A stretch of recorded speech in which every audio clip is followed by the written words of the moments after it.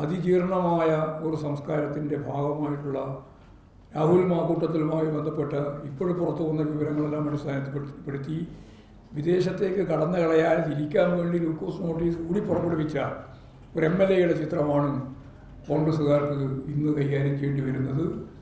കേരളത്തിലെ ജനങ്ങളെ സംബന്ധിച്ചിടത്തോളം അതിജീർണമായ ഇത്തരം കാര്യങ്ങളിൽ കോൺഗ്രസിൻ്റെ അകത്ത് തന്നെ വലിയ വിപരീതങ്ങളാണ് രൂപപ്പെട്ടു വരുന്നത്. ഇതെല്ലാം കേരളത്തിലെ ജനങ്ങൾ ഗൗരവപൂർവ്വം കാണും എന്ന് തന്നെയാണ് ഞങ്ങൾക്ക് ഇതിനെ സംബന്ധിച്ച് വിശദീകരിക്കാനുള്ളത് ആമുഖമായിട്ട്.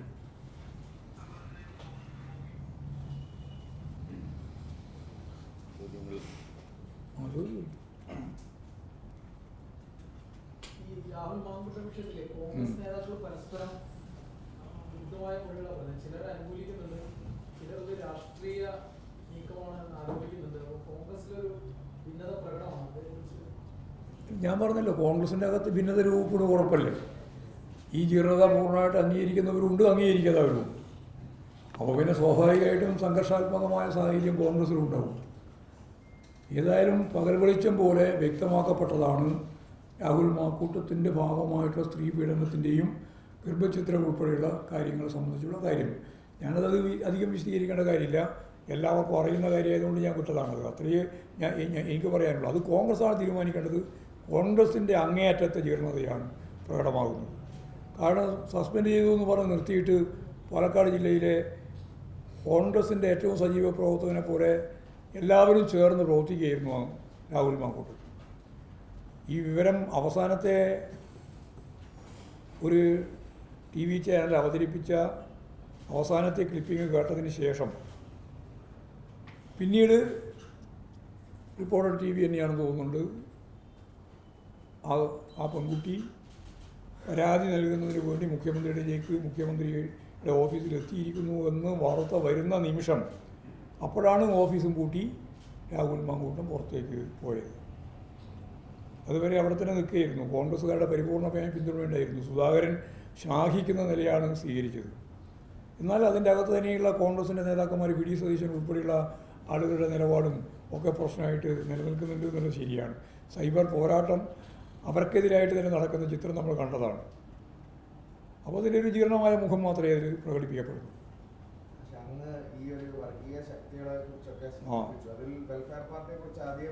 ജമാഅത്തെ ഇസ്ലാമി എന്തിന് വെൽഫെയർ പാർട്ടി?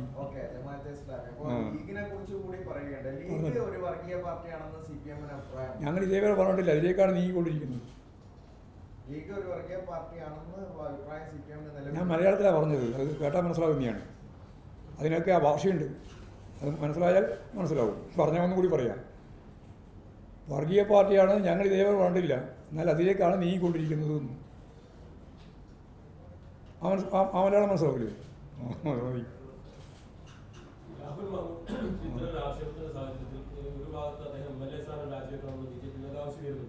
പക്ഷേ അതിൽ മുകേഷിന്റെ കാര്യത്തിൽ രാജിയുടെ പ്രശ്നം വന്നപ്പോൾ ഒരുപാട് സ്വീകരിച്ച നിലപാട് MLA എന്ന നിലയിൽ അദ്ദേഹം രാജിവെച്ചാണ്. കോടതി വിധി തിരിച്ചുണ്ടായാൽ അദ്ദേഹത്തിന് MLA സ്ഥാനം തിരിച്ചു കൊടുക്കാൻ കഴിയില്ല. അന്നത്തെ സാഹചര്യത്തിൽ എല്ലാവരും അത് ഉൾക്കൊണ്ടൊരു വാദമായിരുന്നു.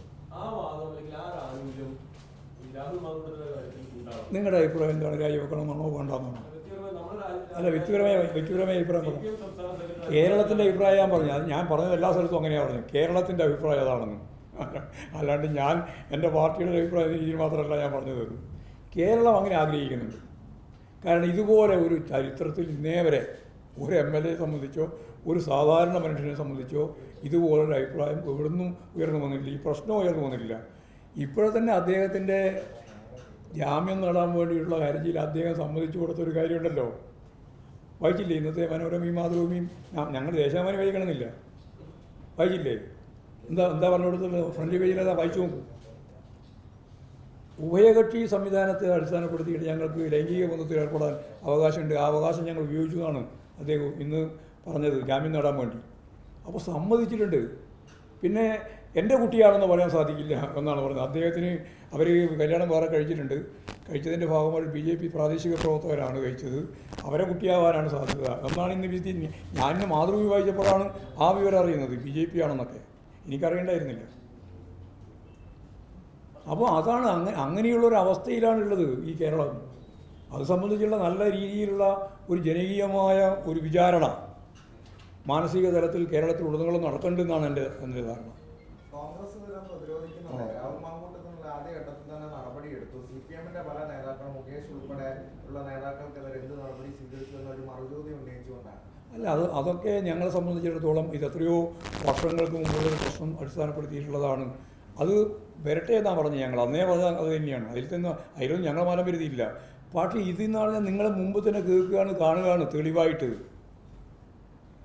അത് ഒരാളൊന്നുമല്ല, നിരവധി ഇനിയും വരുമെന്നാണ് പറഞ്ഞത്, 10-18 എണ്ണം. അപ്പോൾ അതിനൊക്കെ ന്യായീകരിക്കാൻ വേണ്ടിയിട്ട് കോൺഗ്രസ്സിന് മാത്രമേ സാധിക്കുള്ളൂ, ഒരു പത്രപ്രവർത്തനം സാധിക്കില്ല. പിന്നെ കോൺഗ്രസ്സിന് വേണ്ടി പത്രപ്രവർത്തനം നടത്തുന്നവർക്ക് സാധിക്കും, വേറെ ആർക്കും സാധിക്കില്ല.